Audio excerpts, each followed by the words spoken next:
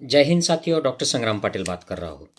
साथियों, एक सवाल जो है जो बड़ा कॉम्प्लेक्स है भगवान बुद्ध के बारे में, उनके जीवन के बारे में।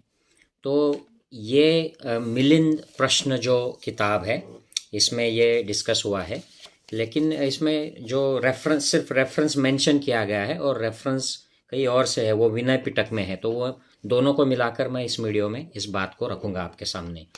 तो महाराज मिलिंद जो थे, सम्राट मिलिंद, उन्होंने भंते नागसेन से सवाल किए थे और उन सवालों के उन्होंने जो जवाब दिए थे, ये बड़ी विश्व प्रसिद्ध किताब है, बड़ी पुरानी किताब है जो अलग अलग प्रकाशनों ने मराठी, हिंदी और कई लैंग्वेजेस में निकाली है।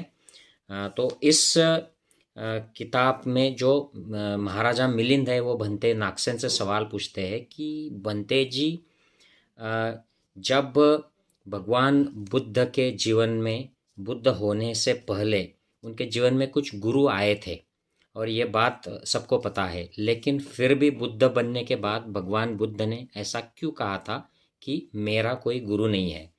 तो ये दोनों बातें कैसे सही हो सकती है कि उनके गुरु भी थे और वो बुद्ध बनने के बाद कहते हैं कि मेरा कोई गुरु नहीं है। तो दोनों में से एक गलत है। तो भंते नागसेन उनको जवाब देते हैं कि महाराज, ये दोनों बातें सही है। और ये किस तरीके से सही है, इसका जो रेफरेंस है ये उन्होंने तो एक्सप्लेन किया भी है, लेकिन मैं ये आपको विनय पिटक की जो कथा है उसमें से ये आपको समझाता हूँ। तो यहाँ पर ये एक कथा, ये भगवान बुद्ध के जीवन की कथा है। भगवान बुद्ध जो बुद्ध हुए थे, वैशाख पूर्णिमा के दिन बुद्ध हुए और वो सारनाथ से वाराणसी की ओर चल पड़े, क्योंकि उनको वहाँ पर जाकर उनके जो 5 साथी थे जिनको जो उनको छोड़ कर गए थे, उनको धम्म का दान देना था। और उसी को हम धम्म चक्र प्रवर्तन कहते हैं, धम्म चक्र प्रवर्तन।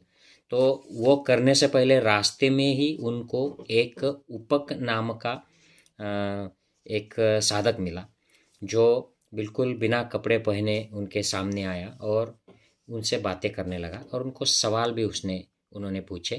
तो सवाल जो पूछा, ये तो पाली लैंग्वेज उस वक्त की एक ही बोली भाषा डोमिनेंट थी। तो उसमें वो पूछता है पाली लैंग्वेज में कि मैं ये पाली लैंग्वेज का जो है ये स्किप करूँगा और इसका जो हिंदी अनुवाद है ये पढ़ूँगा। कि वो पूछते हैं, आयुष्मान, तुम्हारी इंद्रियां प्रसन्न एवं उदार लग रही है, तुम्हारे शरीर की कांति भी परिशुद्ध तथा उज्जवल है। तुम किसके द्वारा, किस उद्देश्य से प्रवर्जित हुए हो? तुम्हारा गुरु कौन है? तुम किस धम्म के अनुयायी हो? तो ये सवाल वो पूछते हैं। तो भगवान बुद्ध उनको उत्तर देते हैं पाली भाषा में, वो मैं हिंदी में संक्षिप्त में बताता हूँ। वो कहते हैं कि मैं सबको पराजित करने वाला तथा सर्वज्ञ हूँ एवं सभी धम्मों से निलिप्त हूँ। मैं सर्वत्यागी होकर अपनी भवतृष्णाओं को क्षीण कर डालने के कारण विमुक्त हो चुका हूँ। स्वयं अभिज्ञान करके साक्षात्कार कर मैं यहाँ तक पहुँचा हूँ। अतः मैं किसको अपना गुरु बताऊँ? मेरा कोई गुरु नहीं है। इस संसार में मेरे समान कोई नहीं है। देवताओं सहित इस लोक में मेरा प्रतिस्पर्धी कोई नहीं है। मैं ही लोक में अरहंत हूँ। मैं ही अनुत्तर शास्ता हूँ। मैं ही एकाकी सम्यक संबुद्ध हूँ। मैं ही शांति लब्ध निब्बान को उपलब्ध हूँ। तो साथियों, इसका जो एक्सप्लेनेशन जो है ये मिलिंद प्रश्न बुक में भी आया है। तो एक्सप्लेनेशन यह है कि इनके 5 प्रकार के गुरु बुद्ध होने से पहले थे। पहला प्रकार जो था वो जब छोटे जन्म हुआ था उनका, वो राजपुत्र थे और जस्ट उनका जन्म हुआ था। तो उनके राजमहल में, शुद्धोधन राजा के राजमहल में कुछ लोग वहाँ पर गए थे जो भविष्यवाणी किया करते थे, कुछ साइंस देखते थे और उससे उनको एक विद्या हुआ करती थी, उससे वो बताते थे। तो ऐसी कथा आती है। तो ये 8 लोग थे और ये 8 लोग जो है उनके नाम थे राम, ध्वज, लक्ष्मण, मंती, यज्ञ, सुयाम, सुभोज और सुदत्त। ये 8 लोग थे और इन्होंने कुछ उनको गाइडेंस किया था। भविष्य के बारे में। तो ये उनके शुरू के आचार्य थे, गुरु थे। इन्होंने कुछ मार्गदर्शन भी किया होगा उनको उस वक्त। तो यहाँ पर ये नोट करने जैसी बात है कि ये जो राम लक्ष्मण ये जो नाम है ये बुद्धवाणी में आते हैं, और ये दोनों जो नाम है ये बुद्धा की दशरथ जातक कथा में भी आते हैं, बुद्धा के पूर्व जन्म की कथा में। तो उस वक्त ये नाम मौजूद थे समाज में, ये यहाँ पर गौर करने वाली बात है। दूसरी जो उनके आचार्य थे ये थे आचार्य सब्बमित्य। यह इन्होंने बुद्धा को व्याकरण और वेद के जो अलग अलग 6 अंग माने जाते थे उनकी शिक्षा दी थी। तीसरे जो उनके आचार्य थे ये थे कि हृदय देवता। इनके बात करने की वजह से, उनकी प्रेरणा लेकर उन्होंने जो कहा था उसकी वजह से वो प्रेरित हुए थे कि मुझे सुख का साक्षात्कार, दुख मुक्ति का साक्षात्कार करना है, सच्चाई का साक्षात्कार करना है, जिससे मैं और सारा जीवन ये मनुष्य का दुख से मुक्त हो पाए।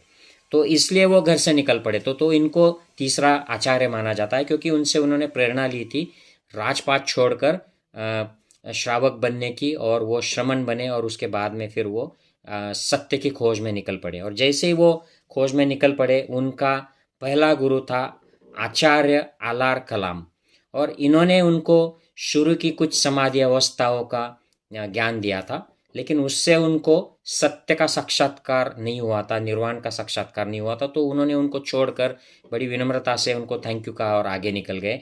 और आगे उद्दक रामपुत्र नाम के जो आचार्य थे उनके यहाँ पर ये गए थे। ये सारे श्रमण संस्कृति के आचार्य थे।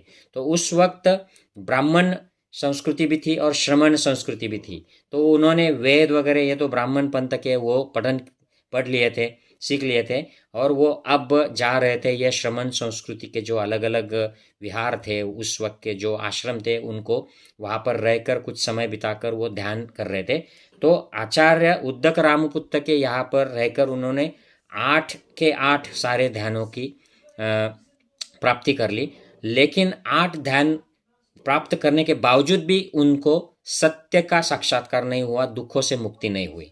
तो ये सारे जो ध्यान थे ये लोकीय ध्यान थे। मतलब उनको ये जो 31 लोक 31 प्लेन्स ऑफ एग्जिस्टेंस कहे जाते हैं, फ्रॉम असुर टू ब्रह्मलोक, देवलोक, मनुष्य लोक, प्राणी लोक, ये जो अलग अलग जो लोक कहे जाते हैं, इनके अंदर ही घुमाने वाले जो ध्यान है, ज़्यादा से ज़्यादा देव योनि या ब्रह्म योनि में आप जा सकते हो, आपकी मन की जो अवस्था है उसको ले जा सकते हो। इस प्रकार के ये ध्यान थे। ब्रह्म योनि के ऊपर जाकर मुक्त होना, लिबरेट होना, बुद्ध होना, ये पॉसिबल नहीं था। मतलब संपूर्ण दुख मुक्ति जो थी ये इनके ध्यान से पॉसिबल नहीं थी। तो इसलिए बुद्धा ने इनको भी छोड़कर खुद ध्यान करना शुरू किया।